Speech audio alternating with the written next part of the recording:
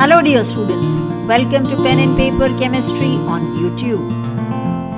Hello subscribers and my dear students, welcome to Pen and Paper Chemistry. Ready with another set of videos. Sorry for the long break. Entropy changes in the third law of thermodynamics is our topic for today. We are continuing from part 14 of the heading or the series of videos on thermodynamics. If you do not have clarity on entropy changes, I would request you to go through the videos which have been previously posted on the same channel. Today we are talking about the phase changes, entropy changes which happen during the change of phase. Now change of phase you have been studying since your class 6, where you talked about melting or fusion, vaporization, condensation, sublimation. Now, entropy does change when one phase changes to another. In the case of solids, the particles are held together closely in a compact form. They are undergoing only vibrational motion. Liquid phase, when you heat it, the particles, they start moving away from each other. The randomness, the disorderliness of the particles increases. In the case of a gas, the randomness increases even further.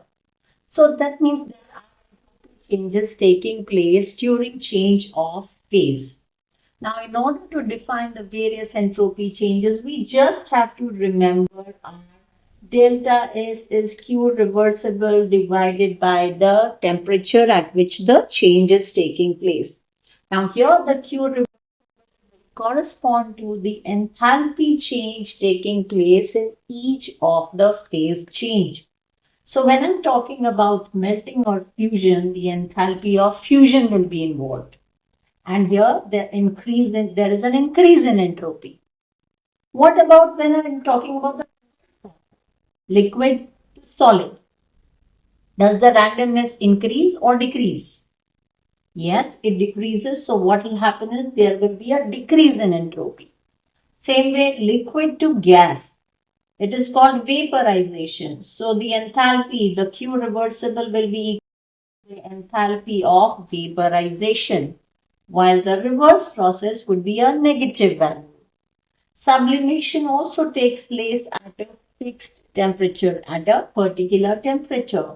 So simply put, we can define the entropy of the transition. Transition means from one phase change to another as simply the change in entropy for a particular process at a fixed temperature. So supposing you have to define entropy of fusion. Entropy when 1 mole of, yes, fill in the blank, solid changes to liquid at what temperature does it change? The melting point. So you can fill in the blank according to the transition you are talking about. Entropy change when 1 mole of liquid changes to gas at the, yes, boiling point is called the entropy of vaporization. Accordingly, you can put the subscript. So entropy of fusion, entropy of vaporization, entropy of sublimation. So the defining part of it becomes very easy. Same way for sublimation, the entropy change when 1 mole of the solid changes to gas or vice versa at a particular temperature.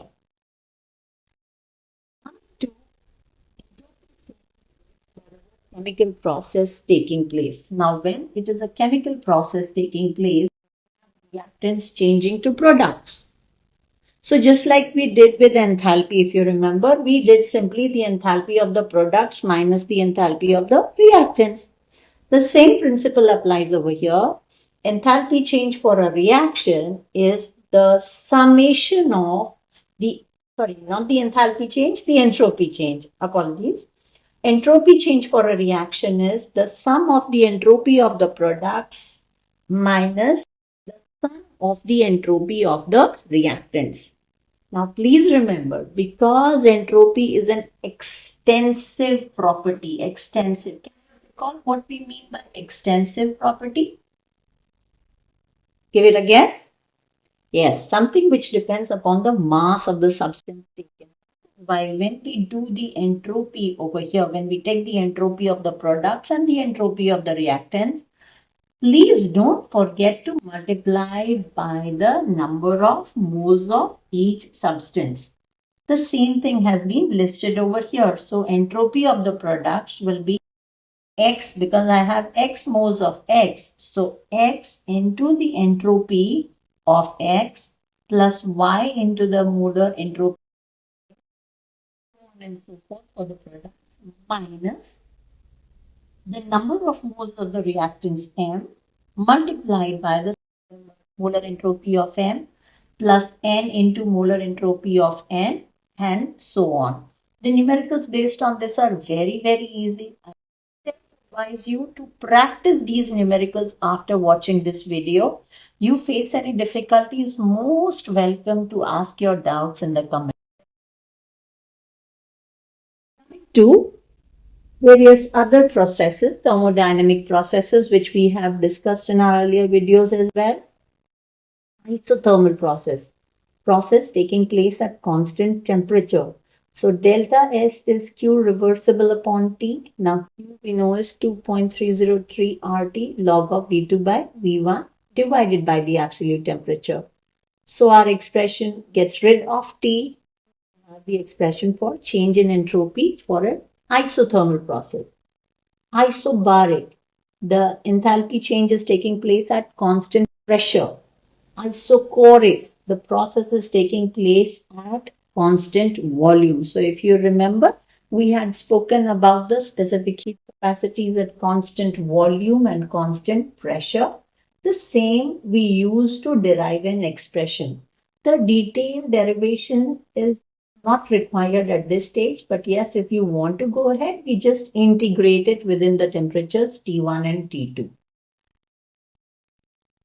Gives us an overall view of the entropy changes, and this should be more than sufficient for you to attempt numericals based on this.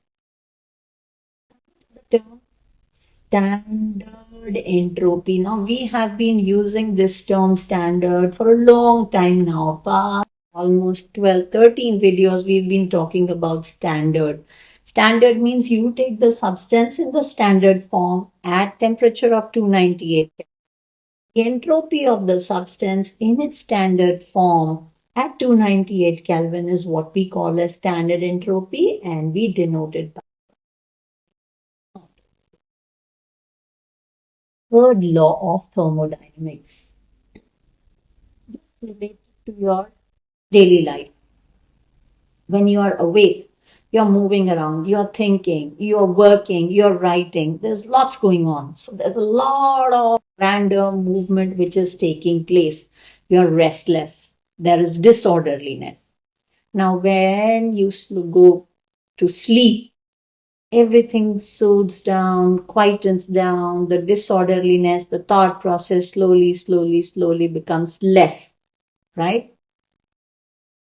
Law of thermodynamics relates to that. What it says is that you have got substances in gas, liquid, and solid. In the case of gas, as we discussed earlier, the particles are in a state of continuous random motion. They are far away from each other. There's a lot of disorderliness. Liquid, the particles are a little closer. So what if I decrease the temperature of the liquid and turn it into a solid? Here the particles come even closer. In other words, their possibility of getting disordered keeps on decreasing, changing from gas to liquid, liquid to solid, till we reach a stage where I have a perfectly crystalline substance, right? A substance which is completely at peace, completely quiet. There is no disorderliness. In that state, because there is no disorderliness, we will say that the entropy of the substance in such a state is zero. And this was given by Nernst. Practically difficult to achieve.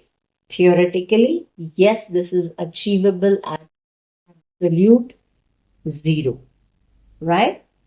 So entropy of a perfectly crystalline substance at absolute zero is zero according to Nernst. So what's the point of this? If it is zero, then what is the point of this? Yes, the point here is it serves as a reference, as a base. Now I know that at 0 Kelvin, the entropy of any substance is zero. I can then compare the entropy of the substance at different temperatures, said that at 0 Kelvin it is 0. So this serves as a reference point. If you remember when we talked about internal energy and enthalpy, we said that there can be no reference point. There all the time we were doing the change. Whereas in the case of entropy, what is there is we've got a reference point of 0 Kelvin when the entropy of the substance is where the third law of thermodynamics comes in useful. It helps you to calculate or determine entropy of the substance at different temperatures. Please subscribe to the channel if you have not done. Request you to share it with your friends because my basic motive of making these videos is to be able to reach as many students as possible so that they can benefit and they can enjoy learning chemistry. Happy studying to all of you. The only mission of this channel is to make learning chemistry easy and fun for all you students. With the help of the periodic table, the flowcharts, the graphs, diagrams, dealing with numericals, how to deal with numericals, and this can only happen when you keep a pen and notebook ready so that you can also take down notes for offline reference. There is no subscription to join the channel. There is no payment at all. Only request is to help spread a word about the channel by sharing it with friends, classmates, juniors, seniors, so that chemistry can be easy and fun for one and all. See you in the next video.